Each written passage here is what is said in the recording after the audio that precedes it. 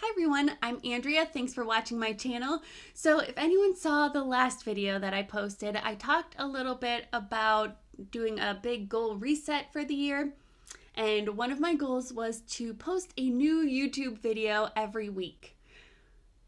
I'm already failing at that goal and yeah, I'm doing a goal reset on that one, and I am starting that now. I will be posting a new YouTube video every week. What can I say? I'm a work in progress. I just that's all. That's it. That's all I have to say on that. But today I want to talk about writing magic because I'm currently working on the third book in the Magic Pie Shop series, and I have been struggling so much with the magical elements of it, and I both love it so much and I also sometimes it just is so frustrating. I've always loved that those stories that bring like magic into kind of everyday life, and that's what I wanted to do with the Magic Pie Shop series is, have this small town, this normal charming small town, but actually everyone there is magic. I'll be honest, I still am waiting for the day someone shows up, tells me I'm part fairy, and that I should actually be living in Hocus Hills.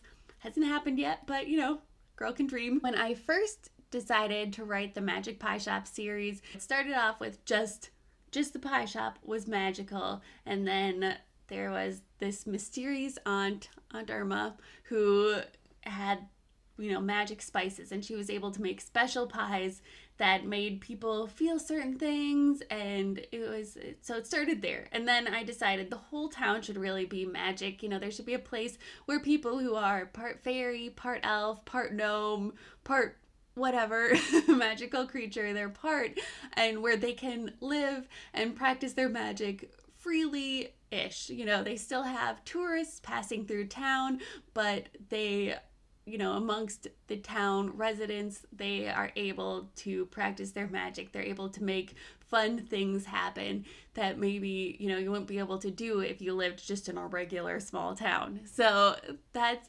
the idea kind of developed into this whole small town. For me, when it comes to writing about magic, it's so fun because you can make all kinds of things happen. But at the same time, it's so frustrating because you can make all kinds of things happen. You get to these places where you realize that magic could actually solve this problem, and you need to figure out how to limit that magic so that it doesn't just automatically fix everything, or else there's no book, there's no plot, there's nothing. There's a lot of different ways you can approach writing magic, and so for me, it's a lot of like fairy dust, magic spells, sparkles, wands, that kind of thing, but also I'm bringing in a little bit of a darker twist. And I mean, like, I use that term very loosely. I want to be clear, it's still pretty, sparkly and bright, but just a hair darker than what I've brought in the first two books. I think it's important to set up those limitations early on, like what can magic do? Why can't it fix everything? Where does it work? How does it work? And some of that is what I've been figuring out kind of along the way of this third book. I often have and still continue to run into these problems. Well, but how does the magic work here? And you can get away a little bit with, it's magic. It doesn't all have to be like super cut and dry, but to some degree, it does have to make sense. And that's where I sometimes get myself all confused, because I'll write something and then realize it doesn't fit with the scene I wrote, before. They were able to do a certain thing using magic here. Why can't they do it here? And so that's something I have continued to struggle with. I've kind of been figuring some of these things out as I go along, but I think that next time I start a writing project, it's probably not going to be in the Magic Pie Shop series, but it will probably include magic somehow, is that I want to sit down and figure out all the like magic limitations ahead of time before I actually start writing. Maybe in the outlining phase, figure out who can do magic. Like, do you need to have some kind of magical background, or is it something you can learn? When can you do magic? Are there any limitations on that? Any kind of like governing body that is overseeing the magic, or, just like certain reasons you can only do it certain times a day or certain times of the year?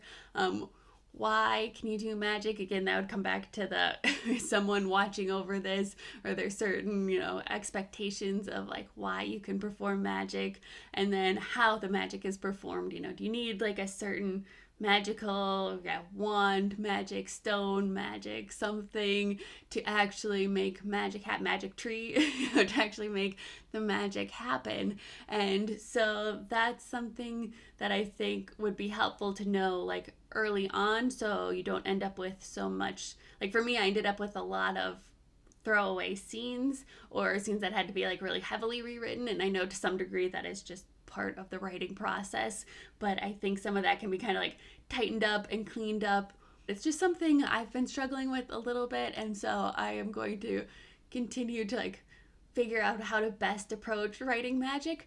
But I'd love to hear from all of you. Do you include magic in your stories? How do you do it? Do you sit down ahead of time and come up with these kind of rules and guidelines for magic? Or do you just write it, see what happens, and then go back later in some revision and figure some of that out, or something else? I'd love to hear all about it. So please share in the comments down below. Please subscribe to my channel, and I will be back next week with a new video. Thank you so much for watching. Bye.